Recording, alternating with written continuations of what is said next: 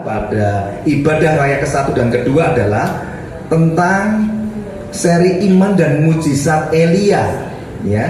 Dan ketika saya renungkan, subtemanya yang akan dibahas di pagi hari ini adalah tentang terus-menerus mengalami mujizat pemeliharaan Allah di sepanjang hidup kita. Itu subtemanya, iman dan mujizat Elia. Dari iman dan mujizat Elia kita akan belajar bagaimana kita sebagai orang percaya dapat terus-menerus mengalami mujizat pemeliharaan Allah di sepanjang hidup kita. Jadi kalau ada kata terus-menerus, berarti ini penting, Bapak Saudara. Karena seringkali kita sejak jadi orang percaya, ya hanya 1-2 kali saja mengalami penyertaan atau mujizat pemeliharaan Allah di hidup kita ini. Habis itu berhenti, seolah-olah kita dibiarkan Allah berjalan dalam pergumulan hidup sendiri. Beban masalah hidup semakin besar, semakin menindih, dan kita tidak berdaya. Dan kita bertanya, di manakah Allah itu berada? Kenapa pertolongannya tidak datang ketika aku membutuhkannya? Jadi kita mau belajar, saudara, dari seorang Elia ini, seorang nabi besar yang luar biasa. Kita akan belajar nanti prinsip-prinsip bagaimana Elia ini bisa terus-menerus mengalami mujizat pemeliharaan Allah atas hidup Elia. Sejak Elia dipilih dan dipanggil Allah, masuk dalam visi dan panggilan Allah yang besar, hingga sampai akhir hidupnya. Bapak Saudara tahu ya, kisah Elia itu akhir hidupnya pun mendapatkan mujizat pemeliharaan Allah yang besar, di mana Elia tidak harus mengalami kematian di masa tua atau kematian oleh karena sakit, tapi diangkat Allah hidup-hidup masuk ke surga dengan kereta kuda yang berapi. Luar biasa ya, itu mujizatnya tuh tak pernah berhenti. Nah, kita akan belajar, Bapak Saudara. Tapi sebelum itu, Bapak Saudara, saya mendorong Bapak Saudara di tempat ini harus punya kerinduan untuk belajar firman Tuhan. Karena ini penting sekali, Bapak Saudara. Jangan hanya datang ke gereja untuk sekedar beribadah, tetapi Anda tidak memiliki kerinduan yang besar untuk belajar firman Tuhan. Ini penting, Bapak Saudara. Jadi kalau Bapak Saudara nanti setelah pulang ibadah, sempetin untuk cek sosmednya ya. Pasti semua punya HP ya, dan pasti punya sosmed pribadi masing-masing. Nah, ada channel YouTube TWC Ministry, Bapak Saudara bisa buka, ketik TWC Ministry, Anda bisa subscribe. Dan saya akan beritahu judul-judul khotbah seri pengajaran yang sangat penting, seperti judul "Dosakah aku bila tidak memberitakan Injil?" Ini sudah ditonton banyak orang, dan saya rindu Anda juga harus menontonnya, karena sudah diupload di YouTube. Berarti bisa tonton kapanpun Anda punya waktu senggang, dan bisa diulang-ulang sampai Anda memahami pesan Tuhan ini, pesan pengajaran firman Tuhan ini. Dosakah aku bila tidak memberitakan Injil? Ini penting sekali, karena banyak orang percaya mengabaikan perintah untuk memberitakan Injil. Dianggap nggak apa-apa lah, nggak beritakan Injil. Banyak juga kok yang nggak memberitakan Injil. Bahkan hamba Tuhan di gereja tertentu itu juga nggak pernah beritakan Injil, ya cuma ibadah-ibadah begitu saja. Nah, ini dikupas secara detail dan penting sekali, Bapak Saudara. Karena terhadap perintah Tuhan, kalau Tuhan berikan perintah dan kita tidak taat untuk melakukan, itu disebut kita melakukan dosa yang pasif. Kenapa? Karena Tuhan beri perintah, dan kita sebagai orang percaya yang ditebus dengan darah yang mahal melalui pengorbanan Kristus di kayu salib, kok kita tidak taat melakukannya. Tetapi terhadap larangan yang Tuhan berikan, misalnya jangan mencuri, jangan berbohong, jangan membunuh, tapi kita terus sengaja aktif melakukannya, berarti kita terus melakukan dosa yang aktif di hadapan Tuhan. Jadi kita akan mengerti, saudara, orang yang tidak memberitakan Injil jadi berdosa nggak di hadapan Tuhan? Nah, nanti dengarkan sendiri, dan ini penting sekali. Jangan sampai kita nanti kaget ketika berjumpa dengan Tuhan, dan Tuhan tanya, selama kau hidup di bumi ini, sudahkah kau mendengar panggilanku atas hidupmu? Anda mau jawab apa? Sudah berapa banyak jiwa yang kau bawa kepada kerajaanku? Anda mau jawab apa? Apakah Anda bilang, aku nggak tahu Tuhan, nggak pernah yang ngajar aku mau bersaksi apa? Nah, ini ada yang hilang dalam hidup kekristenan Anda kalau Anda tidak mengerti hal ini. Ada juga judul tentang tetelestai, bagaimana Tuhan berseru di kayu salib, itu juga diajarkan. Dan juga ada tentang judul khotbah dikaios katalepo ermos, ini bahasa Yunani yang artinya adalah 99 orang benar yang ditinggalkan Tuhan di padang gurun. Anda kan sering baca perumpamaan Tuhan meninggalkan 9 domba ditinggalkan demi mencari 1 domba yang hilang. Anda sering bertanya nggak saudara, kenapa yang 99 domba yang benar itu kok malah ditinggalkan Tuhan di padang gurun, bukan di padang rumput yang hijau loh? Kenapa? Nah, Anda boleh belajar juga. Ada juga tema dengan judul Epikemai Ananke Euangelizo. Ini bahasa Yunani yang artinya memberitakan Injil suatu keharusan bagiku. Ini Rasul Paulus berseru di 1 Korintus 9 ayat 16. Jikalau aku tidak memberitakan Injil, celakalah aku, karena memberitakan Injil adalah keharusan bagiku. Itu juga ada seri khotbahnya. Dan juga ada tentang ginosko, epiginosko, dan euangelizo. Ini tentang memberitakan Injil melalui experimental knowledge dan revelation knowledge. Dan ketika di Natal kemarin kita khotbahkan pengajaran tentang proto evangelium dan the first Noel. Dan tentu saja ini istilah-istilah yang kurang lazim Bapak Saudara, tapi percayalah kalau Anda belajar mencintai pengajaran firman Tuhan, hidup Anda akan diubahkan dan Anda akan semakin bergairah untuk mengasihi dan melayani Tuhan. Kenapa pengajaran firman itu penting Bapak Saudara? Ya karena dikatakan di Hosea 4 ayat 6, multimedia bisa bantu aktif munculkan ya. Kenapa kok pengajaran firman Tuhan itu begitu penting dan harus dikembalikan pada porsi yang tepat dalam setiap gereja Tuhan? Karena dikatakan Hosea 4 ayat 6, umatku binasa karena tidak mengenal Allah. Karena engkaulah yang menolak pengenalan itu, maka aku menolak engkau menjadi imamku. Dan karena engkau melupakan pengajaran Allahmu, maka aku juga akan melupakan anak-anakmu. Jadi ini suatu peringatan yang sangat serius Bapak Saudara.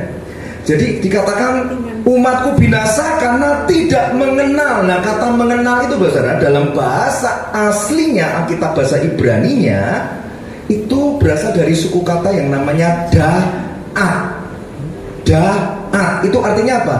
Pengetahuan, pengertian, pengenalan. Jadi terjemahnya kalau mau lebih lengkap lagi begini, umatku binasa karena tidak memiliki pengetahuan akan firman Allah. Jadi penting sekali Anda untuk mau belajar pengajaran dari kebenaran firman Tuhan. Dan kenapa saudara? Karena ajaran-ajaran sesat sudah semakin banyak merajalela, menyusup ke dalam gereja dan menyusup ke dalam kehidupan orang percaya. Ada beberapa ciri-ciri ajaran sesat ya, saya percepat saja karena saya bekerja dengan waktu. Ya, kenapa kok pengajaran penting? Karena ajaran sesat sudah begitu banyak. Ciri-cirinya apa ajaran sesat itu? Kalau dia mengajar nggak ada dasar ayat kitab sucinya, bahkan bertentangan dengan kitab suci. Padahal 2 Timotius 3:16 dikatakan apa? Segala tulisan diilhamkan Allah memang bermanfaat untuk mengajar, menyatakan kesalahan, memperbaiki kelakuan dan mendidik orang dalam kebenaran. Jadi kalau ada orang atau hamba Tuhan yang mengajarkan firman, itu harus berdasarkan kepada segala tulisan yang diilhamkan Allah yang tertulis di dalam Alkitab. Itu mutlak, harus. Kalau orang Jawa bilang kudu, ya, harus mutlak. Kalau ada suatu ajaran tidak ada dasar ayat kitab sucinya, maka bisa dikatakan itu ajaran menyimpang atau sesat. Ya. Kemudian ciri yang lain apa? Ajarannya itu hanya mengandalkan logika manusia dan bertentangan dengan kitab suci. Contohnya ada ajaran sesat yang mengatakan bahwa Yesus itu kan cuma Allah kecil, kalau Bapa Allah besar. Ini sangat bertentangan ya dengan konsep Allah Tritunggal atau Trinitas. Bahkan ada yang mengajarkan Yesus itu cuma manusia pertama yang diciptakan Allah. Ada juga yang mengajarkan bahwa mau nggak kursus bahasa roh? Ya. Ada yang pernah dengar nggak? Kursus berbahasa roh. Jadi kalau mau berbahasa roh itu bisa kursus, ada latihannya. Nanti diajarin cara mengucapkan pancingan untuk memulai berbahasa roh. Selanjutnya Anda akan lancar. Itu sesat, itu keliru, itu salah. Kenapa? Karena di 1 Korintus 12 ayat 7-11 nanti Anda bisa baca sendiri, bahwa bahasa roh itu adalah salah satu karunia Roh Kudus, pemberian Allah. Namanya juga karunia, pemberian. Kita nggak layak terima, tapi Allah melayakkan untuk kita menerimanya, maka disebut karunia roh. Kalau pemberian, ya tergantung yang memberi dong. Jadi harusnya yang berbahasa roh itu adalah karena diberi dulu, maka dia mampu berbahasa roh. Anda nggak usah pancing-pancing, nggak usah coba-coba. Kalau belum diberi, bertekun dan minta. Karena bahasa roh adalah karunia, ya 1 dari 9 karunia roh. Ada juga yang ajaran sesat itu mengajarkan pakai ilustrasi, saudara. Pakai ilustrasi gitu, tapi bertentangan dengan kitab suci. Contohnya, Tuhan tuh tidak tidur, tidak makan. Betul ya? Betul. Tapi kok Yesus dikatakan Yesus tidur dan Yesus makan? Jadi kesimpulannya Yesus bukan Tuhan dong. Nah, ini ilustrasi yang ngawur ya, karena nggak ada dasar Alkitabnya. Ada juga yang ajarannya yang mengandalkan dan mengutamakan pengalaman supranatural saja. Tidak punya dasar teologianya, tidak memiliki dasar Alkitabiah, tidak paham latar belakang suatu pasal ditulis, dan tidak mengerti sejarah atau konteks pasal tersebut ditulis. Contoh, ada seorang yang kebetulan masa lalunya adalah seorang yang berkekurangan, atau bahasa lebih kasarnya agak miskin gitu ya bisa. Ketika dia percaya Tuhan Yesus, tiba-tiba ia diubah menjadi kaya karena dia mengalami hal yang begitu menggembirakan.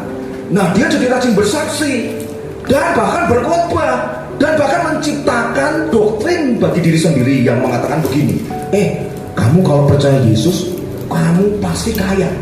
Nah, ini satu pengajaran yang menyimpang dan sesat.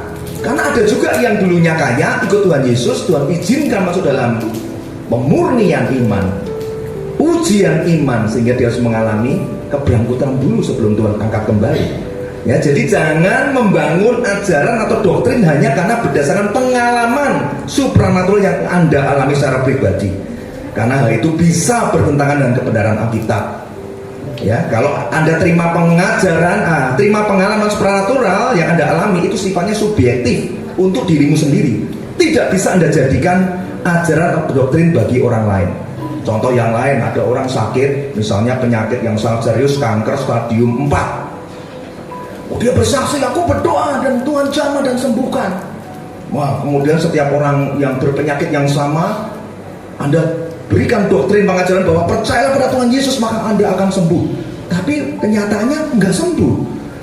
Kemudian orang itu karena sudah dijadikan doktrin, dia mengejar terus sampai kedalaman. Coba cek, mungkin kamu ada kepahitan, mungkin kamu menyimpan amarah, mungkin kamu berdosa di hadapan Tuhan. Jadi ini yang sakit kanker ini bukannya penuh sukacita, malah tertuduh, Saudara. Dan akhirnya juga meninggal juga. Jadi hati-hati sekali, Bapak Saudara ya. Nah, ajaran-ajaran Alkitab, ajaran-ajaran sesat ini ada juga yang menggunakan ayat, tapi ayat yang dipakai itu diselewengkan. Nah, ini ajaran sesat yang kayaknya pakai ayat Alkitab tapi telah diselewengkan. Diselewengkan apa? Artinya, diselewengkan apa? Terjemahannya dan penafsirannya. Contoh, Yohanes 14 ayat 28. Sebab Bapa lebih besar daripada aku. Wah, langsung ayat ini diselewengkan artinya. Dikatakan, kalau Bapa lebih besar dari Yesus, ya berarti Yesus bukan Tuhan dong. Nah, jadi hati-hati sekali ya. Ada juga terjemahan Alkitab yang memindahkan tanda baca, yaitu tanda koma. Dan hal ini bisa membuat salah terjemahan, salah tafsir, salah arti yang menyesatkan luar biasanya. Saya beri contoh, Saudara. Iya. Tolong fokus nih. Contoh tanda baca itu kalau diplesetkan seperti ini. Contohnya begini, kucing makan, tikus mati. Artinya apa, Saudara? Ya, ada dua peristiwa, kucing makan dan tikus mati.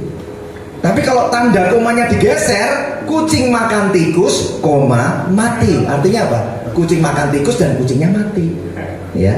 Tapi kalau tanda komanya digeser lagi menjadi seperti ini, kucing, makan tikus mati. Anda sudah tahu artinya kan? Nah, itu betapa mengerikannya.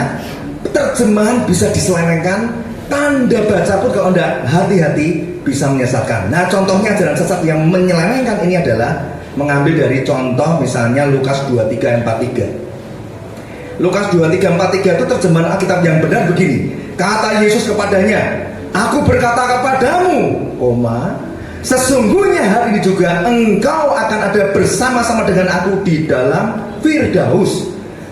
Tanda baca Anda sudah ngerti ya. Aku berkata kepadamu, hal ini artinya apa? Berarti penjahat yang disalib di sebelah Tuhan Yesus itu, detik itu juga sudah bersama dengan Tuhan Yesus di Firdaus pada hari itu, pada saat peristiwa kejadian 2000 tahun yang lalu.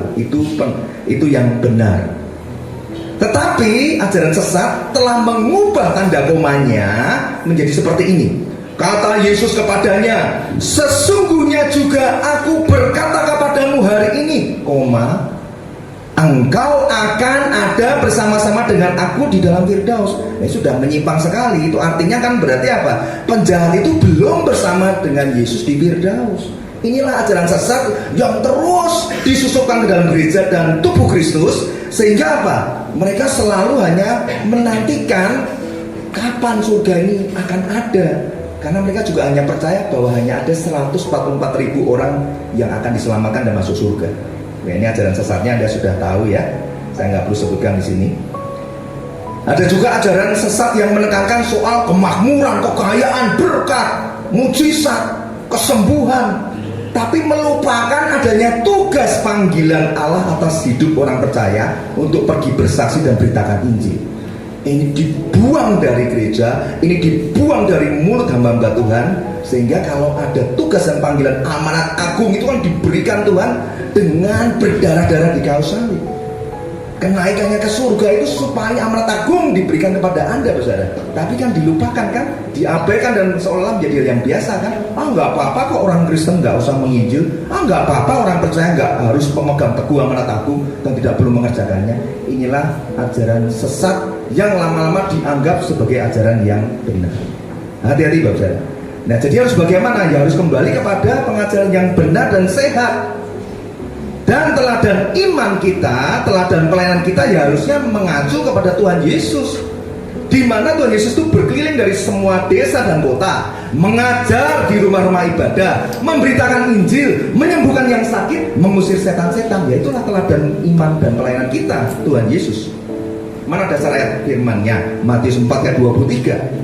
Yesus pun berkeliling di seluruh Galilea, mengajar di rumah ibadat, memberitakan Injil Kerajaan Allah, serta melenyapkan segala penyakit dan kelemahan di antara bangsa itu. Ya, ini menjadi teladan kita. Nah, sekarang masuk dalam pengajaran sesuai tema tadi ya, iman dan mujizat Elia yang terus-menerus mengalami mujizat pemeliharaan Allah di sepanjang hidup Elia. Kita baca di 1 Raja-Raja 17 ayat 1 dan 6. Judulnya adalah Elia di tepi sungai Kerit. Nah, supaya jemaat di tempat ini itu lebih sehat secara rohani dan jasmani, saya undang bangkit berdiri ya.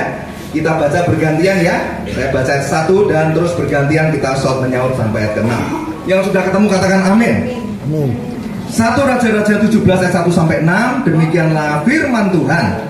Lalu berkatalah Elia orang Tisbe dari Tisbe Gilead kepada Ahab, demi Tuhan yang hidup, Allah Israel yang kulayani, sesungguhnya tidak akan ada embun atau hujan pada tahun-tahun ini kecuali kalau ku katakan.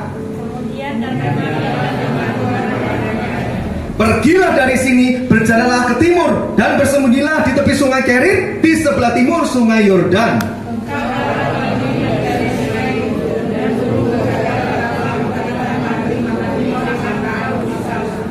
Lalu ia pergi dan ia melakukan seperti firman Tuhan. Ia pergi dan diam di tepi sungai Kerit di sebelah timur sungai Yordan.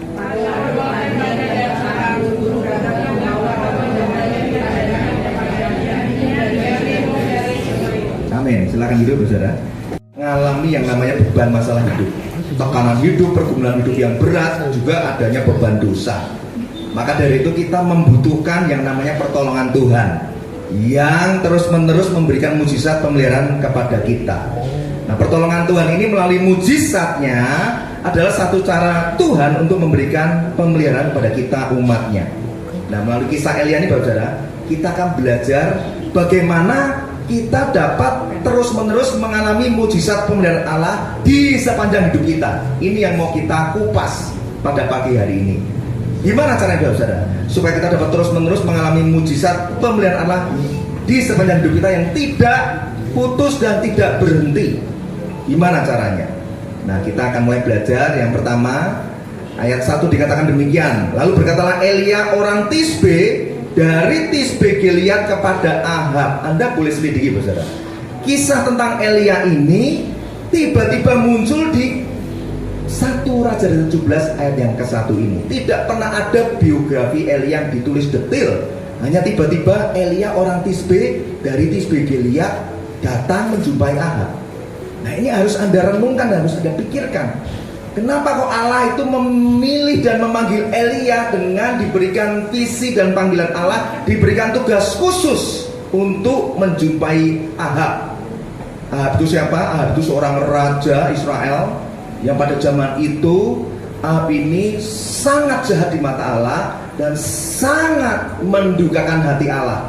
Anda bisa baca di 1 Raja pasal 16. Itu nanti Anda ngerti Ahab itu tingkah lakunya kayak apa.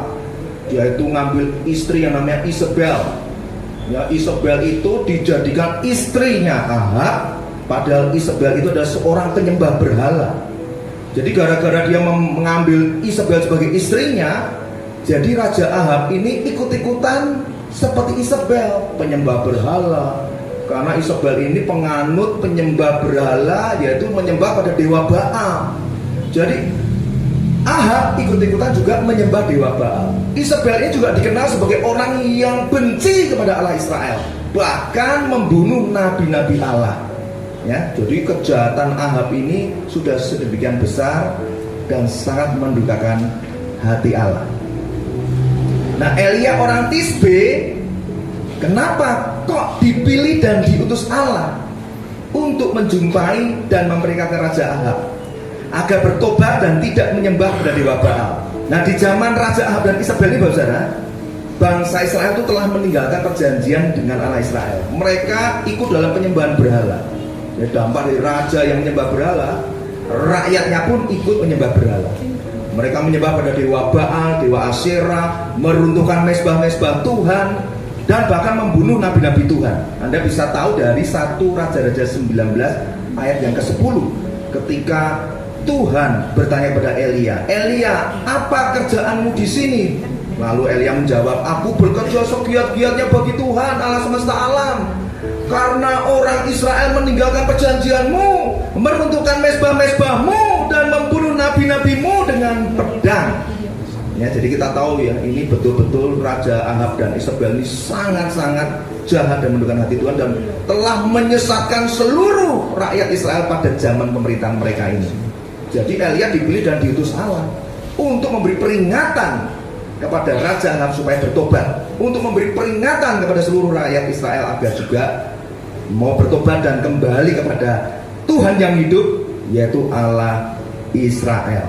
Nah, sekarang jadi pertanyaan kita begini: demi Tuhan yang hidup, Allah Israel yang kulayani, sesungguhnya tidak akan ada embun atau hujan pada tahun-tahun ini kecuali kalau kukatakan. Wow, nah, kok bisa ya Elia ini? Kalau di Yakobus 5 ayat 17 dikatakan apa? Elia ini manusia biasa, sama seperti kita, Bapak Saudara. Dan ia telah sungguh-sungguh berdoa supaya hujan jangan turun, dan hujan tidak turun di bumi selama 3 tahun 6 bulan. Lalu ia berdoa dan langit menurunkan hujan dan bumi pun mengeluarkan buahnya.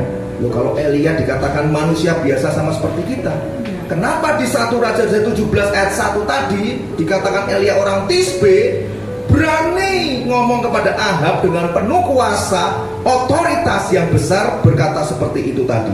Demi Tuhan yang hidup, Allah Israel yang kulayani, sesungguhnya tidak akan ada embun dan hujan pada tahun ini kecuali kalau kukatakan. Kan dengan kata lain Elia ini sangat terkesan sombong ya.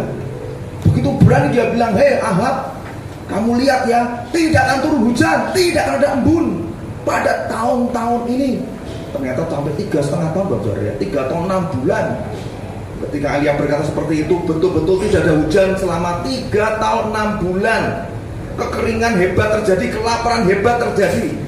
Ketika Elia mengatakan seperti itu, Elia bilang, "Kecuali kukatakan." Berarti Elia ini punya kuasa perkataan yang begitu sangat dahsyat, saudara, sehingga alam semesta ini pun tunduk dengan perkataan Elia. Hujan nggak turun, betul-betul nggak turun 3 tahun 6 bulan ini. Lalu mengapa Allah memilih dan memanggil Elia? Tadi belum dijawab ya. Apa yang buat Elia ini begitu spesial dipilih oleh Allah untuk mengerjakan visi dan panggilan yang besar dalam hidupnya? Ada apa dengan Elia ini, Bapak? 2 Tawarik 16 ayat 9. Karena mata Tuhan menjelajah ke seluruh bumi untuk melimpahkan kekuatannya kepada mereka yang bersungguh hati terhadap Dia. Ini Bapak Saudara, ini ayat kunci yang sangat penting yang bisa Anda pegang teguh. Mata Tuhan itu selalu menjajah seluruh bumi. Dia melihat dari kejauhan, ingin melimpahkan kuasa dan kekuatan dan otoritas yang besar kepada setiap orang percaya. Tidak hanya kepada Elia, tapi juga kepada Anda Bapak Saudara sejak jadi orang percaya, untuk diberikan kuasa, otoritas, kekuatan Allah, asal Anda sungguh-sungguh mencari Tuhan yang hidup, Allah Israel yang kita sembah di dalam nama Tuhan Yesus Kristus. Jadi oleh karena alasan inilah Elia itu dipilih oleh Allah. Kalau kita jabarkan satu persatu alasan kenapa Elia dipilih, yang pertama, Elia itu pasti punya iman yang teguh. Karena dikatakan apa? Elia itu bersungguh-sungguh hati kepada Allah. Bahkan di Yakobus tadi dikatakan apa? Elia itu sungguh-sungguh berdoa. Coba saudara cek, Anda kalau berdoa sungguh-sungguh enggak? Baru sekali berdoa enggak dijawab, Anda sudah enggak berdoa. Pernah Anda berdoa sampai setahun, 2 tahun, 3 tahun konsisten, walaupun belum dijawab, walaupun belum menerima jawaban dari Allah? Elia ini punya iman yang teguh, sungguh-sungguh hati kepada Allah, sungguh-sungguh dalam berdoa kepada Allah. Yang kedua, kenapa kok tiba-tiba ujuk-ujuk Elia itu dikatakan orang Tisbe Gilead, dipilih dipanggil Allah menggenapi visi dan panggilannya menjumpai Raja Ahab untuk menegur, menyerukan suara pertobatan. Ahab, kau harus bertobat, seluruh rakyat Israel harus bertobat. Kenapa kok dipilih? Bukan hanya karena Elia punya iman yang teguh. Ternyata Elia itu diam-diam sudah dipersiapkan Allah, oleh karena dia punya gaya hidup yang suka merenungkan firman Tuhan. Jadi Bapak Saudara, di tempat ini kalau ada yang sudah lama meninggalkan rutinitasnya atau gaya hidupnya membaca firman Tuhan, membaca Alkitab, bertobat Bapak Saudara. Kalau Anda pengen masuk di dalam pemilihan Allah, kalau Anda pengen untuk dilihat Allah dan dilimpahkan kuasa dan kekuatannya, tidak ada cara lain Bapak Saudara. Anda harus punya iman yang teguh dan harus mau berendam dalam firman Tuhan setiap hari. Seperti Daud berkata, aku mencintai firman Tuhan, ku renungkan siang dan malam. Yang ketiga, kenapa Elia dipilih? Karena Elia itu orang yang sungguh-sungguh mau mengenal siapa itu Tuhan yang hidup, Allah Israel. Dia mau sungguh-sungguh mengalami pengenalan yang intim dengan Tuhan. Anda coba cek juga saudara saat ini, masihkah Anda rajin melakukan saat teduh Anda? Menantikan hadirat Tuhan setiap hari di jam-jam saat teduh Anda setiap hari bersama dengan Roh Kudus? Nah, jika tidak saudara, ya tidaklah heran kalau Anda itu tidak bisa mengalami yang namanya kontinuitas atau terus-menerus mengalami mujizat pemeliharaan Allah dalam hidup Anda. Mujizat pemeliharaan Allah atas hidup Anda menjadi terputus, menjadi berhenti, oleh karena Anda pun mulai berhenti dan meninggalkan Tuhan Allah Israel, Yesus Kristus itu. Kenapa kok Allah memilih Elia? Karena Elia itu orangnya taat dan setia dalam melayani Tuhan. Buktinya apa? Tadi di ayat pertama dikatakan Elia orang Tisbe itu, sesungguhnya demi Tuhan yang hidup Allah Israel yang kulayani. Tuh, Elia aja sampai berani mengklaim loh, Tuhan yang hidup Allah Israel yang kulayani. Jadi Elia itu adalah orang yang taat dan setia dalam melayani Tuhan. Dia nggak mudah putus asa, tidak mudah goyah, tidak mudah menyerah. Ada halangan rintangan yang membuat dia tertekan secara batin, secara jiwa, dia tetap matanya fokus memandang Allah. Karena dia tahu bahwa visi besar Allah yang harus dikerjakan, harus diselesaikan dalam hidupnya. Dan kenapa kok Elia ini dipilih Allah? Karena Elia itu orangnya selain taat dan setia dalam melayani Tuhan, dia juga taat dan setia melakukan semua yang diperintahkan Tuhan. Enggak ditawar-tawar saudara, sekalipun perintah itu enggak masuk akal. Hah? Aku disuruh pergi ke Sungai Kerit. Ngapain Tuhan? Enggak pakai bertanya, enggak pakai tawar-menawar, tidak meragukan perintah Tuhan. Taat, langsung dilakukan sekalipun dia tidak mengerti. Nah, itu yang membuat Allah itu memilih Elia dan memanggil Elia untuk masuk dalam visi dan panggilan yang besar, menghadap Raja Ahab menobatkan rakyat Israel yang telah menyimpang imannya kepada Tuhan Allah Israel yang hidup itu. Jadi kita tahu ya, yang pertama apa tuh rahasia untuk bisa mengalami mujizat pemeliharaan Allah yang tak pernah putus, yang terus menerus di sepanjang hidup kita, yaitu harus punya iman yang teguh, harus mau berendam dalam firman Tuhan, dan harus mau semakin bertumbuh dalam pengenalan akan Tuhan yang hidup, yang penuh dengan ketaatan kesetiaan. Anda mau melayani pekerjaan Tuhan. Nah, Anda tahu bahwa Elia ini setelah dia menerima visi dan panggilan Allah, maka baru datang di ayat kedua. Tolong multimedia munculkan 1 Raja-Raja 1 dan 2 dimunculkan. Setelah terima visi dari Allah, maka Elia ini mendapatkan apa, saudara, di ayat kedua? Dikatakan di ayat kedua 1 Raja-Raja 17 ayat kedua, kemudian datanglah firman Tuhan kepadanya.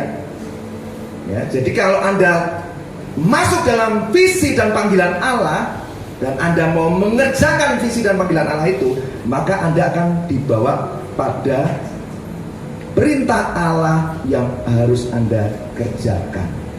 Nah, apa perintahnya? Ayat ketiga, pergilah dari sini, berjalanlah ke timur, bersembunyi di tepi sungai Kerit, di sebelah timur sungai Yordan. Engkau dapat minum dari sungai itu, dan burung-burung gagak telah kuperintahkan untuk memberi makan engkau di sana. Lalu ia pergi, tuh, segera pergi, nggak pakai bertanya Elia tuh. Lalu ia pergi dan melakukan seperti firman Tuhan. Ia pergi dan diam di tepi sungai Kerit, di sebelah timur sungai Yordan. Pada waktu pagi dan petang, burung-burung gagak membawa roti dan daging kepadanya, dan ia minum dari sungai itu. Jadi Anda mengerti ya, mujizat pemeliharaan Allah atas hidup Elia itu dimulai dari apa? Ketika Elia terima visi dan panggilan Allah. Kenapa terima visi? Karena dia dipilih. Kenapa dipilih? Tadi sudah dijelaskan. Ketika Elia terima visi dan panggilan Allah, maka segera datang perintah Tuhan untuk pergi ke sungai Kerit. Apa yang terjadi kalau Elia tidak mau taat pergi ke sungai Kerit? Misalnya Elia bilang begitu, Tuhan, kok aneh-aneh aja sih ke sungai Kerit, aku maunya Tuhan nyuruh aku pergi ke kota dong, atau ke mall mana begitu ya. Kok ke sungai Kerit, ngapain? Kalau Elia tidak taat memilih sungai yang lain, misalnya sungai Bengawan Solo misalnya begitu ya, tidak akan ada mujizat pemeliharaan Allah atas hidup Elia. Jadi harus kita mengerti perintah Tuhan ini tidak boleh ditawar. Kalau Tuhan bilang pergi ke sungai Kerit, pergi di sana. Karena di sanalah burung gagak diutus Tuhan untuk bawa roti dan daging. Ini sudah masuk akal, saudara. Burung gagak itu burung yang najis bagi orang Israel. Dipilih Tuhan untuk membawa roti dan daging, dan dibawa kepada Elia untuk Elia makan. Ini kan nggak masuk akal, sangat-sangat mustahil. Bayangkan kalau Anda jadi burung gagak, itu sangat tersiksa, saudara. Kenapa?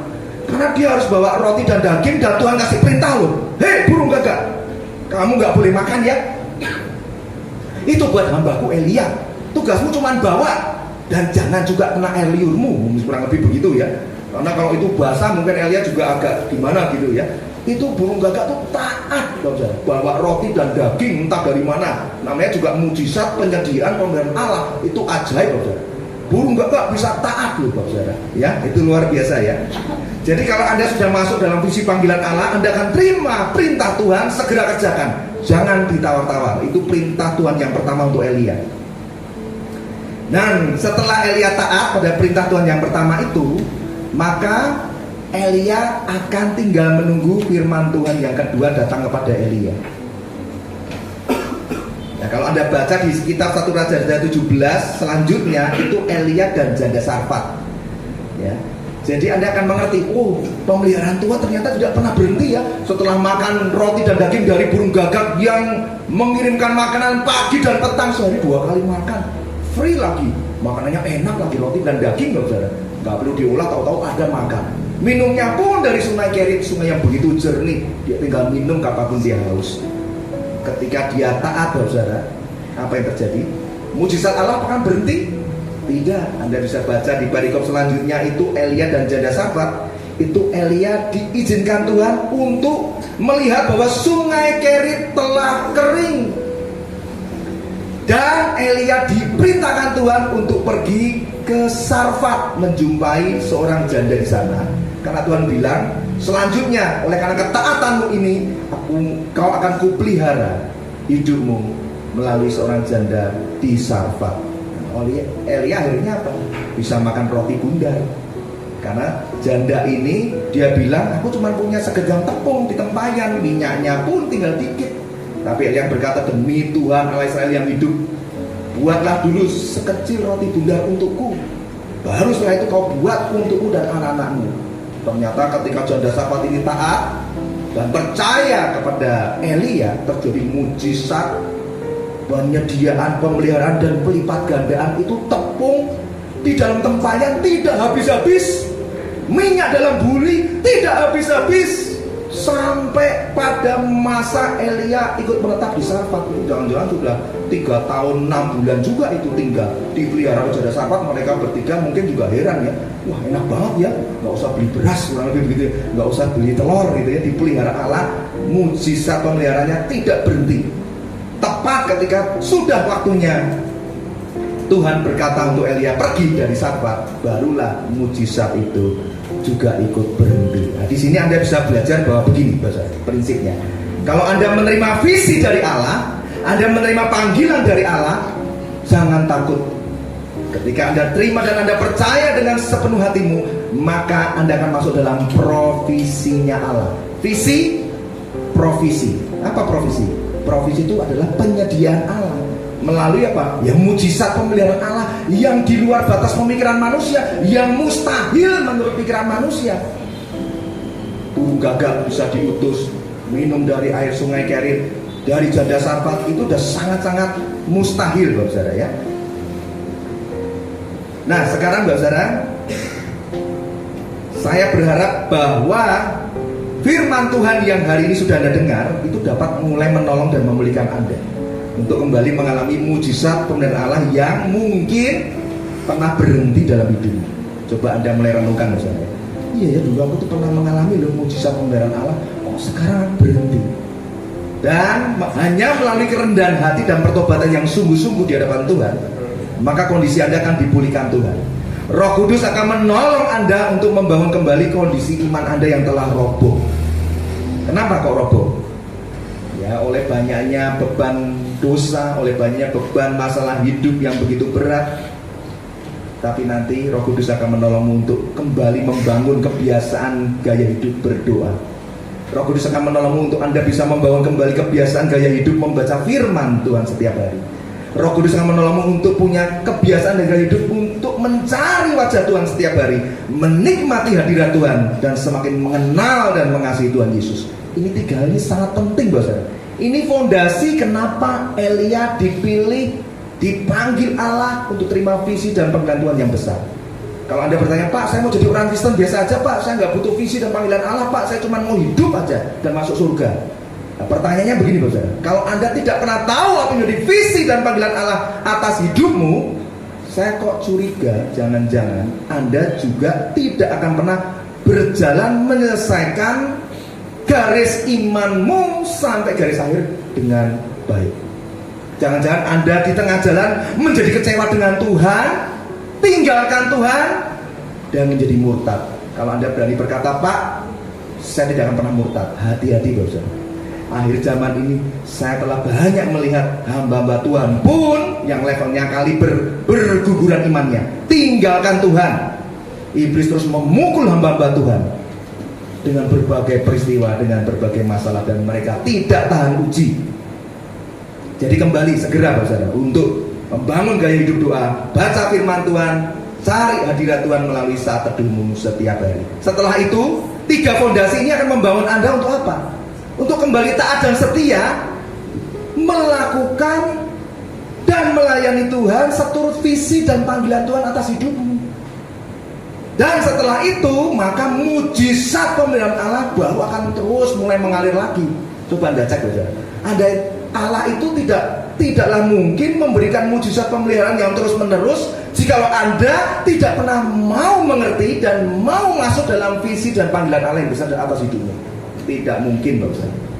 Karena Allah itu tidak pernah tanpa tujuan untuk memberikan mujizat pemeliharaan. Allah ingin sejak Anda jadi orang percaya masuk dalam panggilan Tuhan yang besar. Misalnya pergi menginjil, bersaksi ya, seperti teman-teman dari Korea ini, jauh-jauh dari Korea datang ke Indonesia. Kesaksiannya tentang bagaimana dia merasakan kasih yang besar, rindu bersaksi beritakan Injil sampai ke Iran. Kemana lagi dia? Begitu banyak negara-negara yang dia kunjungi hanya demi Injil itu diberitakan. Dan yang saya tutup dengan poin kedua yang terakhir. Lalu bagaimana kita dapat terus-menerus mengalami mujizat pemeliharaan Allah yang terus-menerus ada dalam hidup kita ini? Tadi sudah tahu yang pertama ya, melalui iman yang teguh, berendam dalam firman Tuhan, makin bertumbuh dalam pengenalan kepada Tuhan setiap hari. Yang kedua, harus terus fokus dan jangan berhenti dalam mengerjakan visi panggilannya. Nah, coba cek. Oh iya Pak, sekarang saya sadar Pak, pantesan saya nggak pernah lagi mengalami mujizat pemeliharaan Allah. Karena ternyata sayalah yang telah berhenti untuk mengerjakan visi dan panggilannya. Saya percaya Roh Kudus mulai berbicara padamu satu persatu. Mulai mengingatkanmu kembali dulu waktu engkau tahun sekian, umurmu sekian, kau mendengar suaraku. Aku mengutusmu, aku memanggilmu untuk melakukan ini. Kau pernah taat, tapi kau dihantam permasalahan dan imanmu goyah. Engkau menjadi kecewa dan engkau meninggalkan aku. Mulai Bapak Saudara sadari ya, harus terus fokus dan jangan berhenti mengerjakan visi dan panggilannya. Terus bergantung hanya kepada Tuhan dan terus ikut masuk dalam kebenaran Tuhan yang besar di akhir zaman. Jadi kalau dirangkum begini Bapak Saudara, mujizat pemeliharaan Allah atas hidup Elia terus menerus itu melalui peristiwa apa saja? Ini saya rangkum supaya gampang dimengerti ya. Pertama, dan dipanggil Allah untuk mengerjakan visi dan panggilannya, yaitu Elia untuk menghadap Raja Ahab menyerukan pertobatan ya. Yang kedua, Elia mendapatkan perintah Tuhan untuk pergi ke Sungai Kerit. Di situ mulai mendapatkan mujizat pemeliharaan Allah.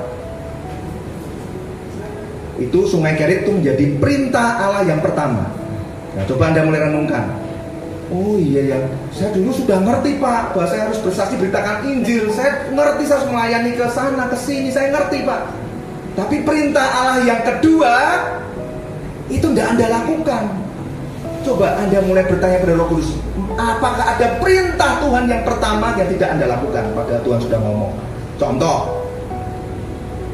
Anda disuruh mengampuni, tapi Anda tolak. Pak, saya kalau bersaksi mau, tapi jangan pernah singgung-singgung tentang suami saya, tentang istri saya, tentang anak saya, tentang mertua saya, tentang pendeta itu, tentang hamba Tuhan itu, tentang tetangga saya nggak mau.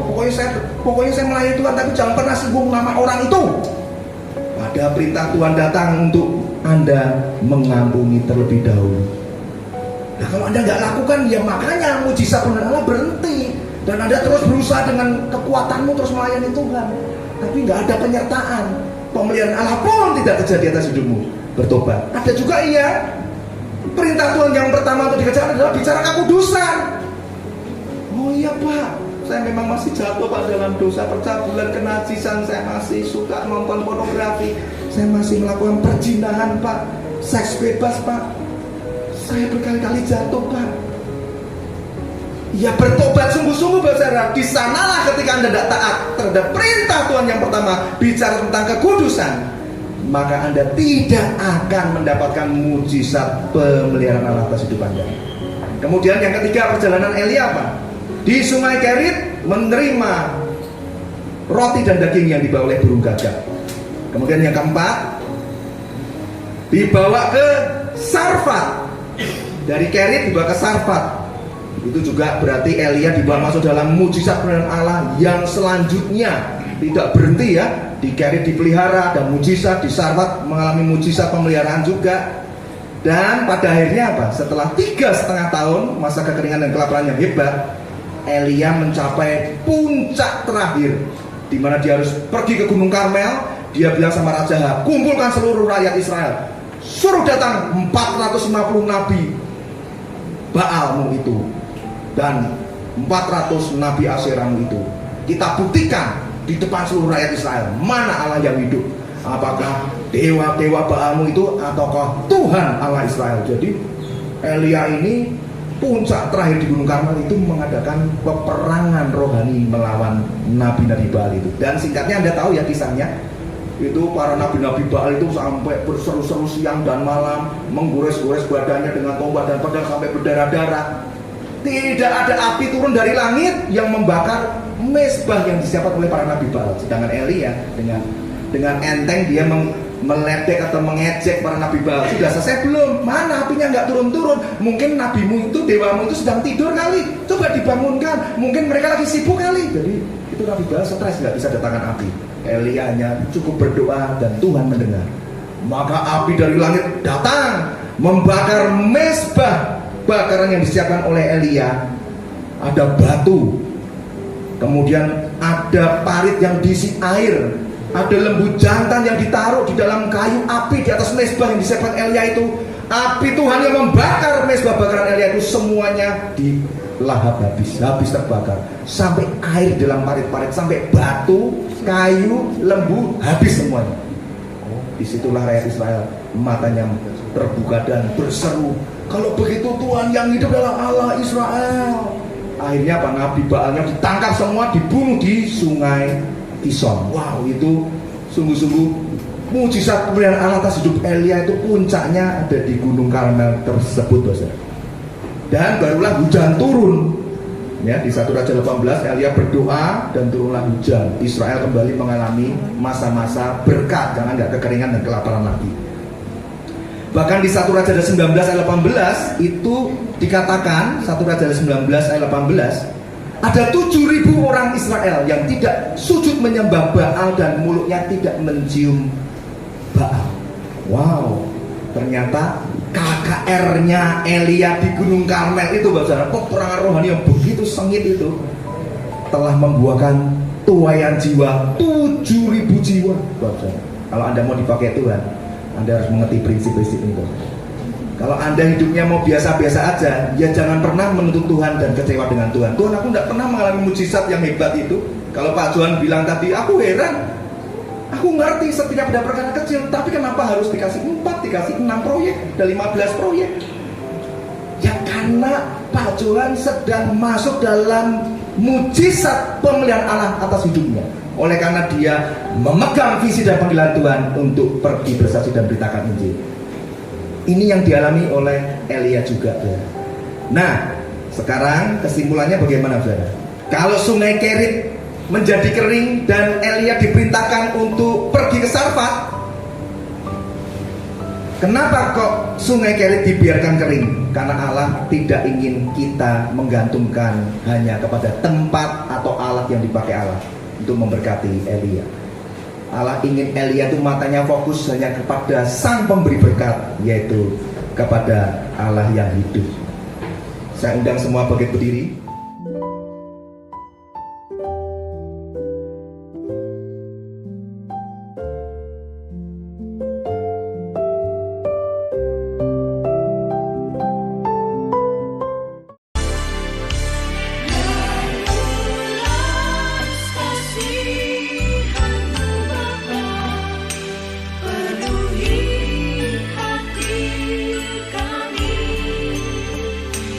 Curahkan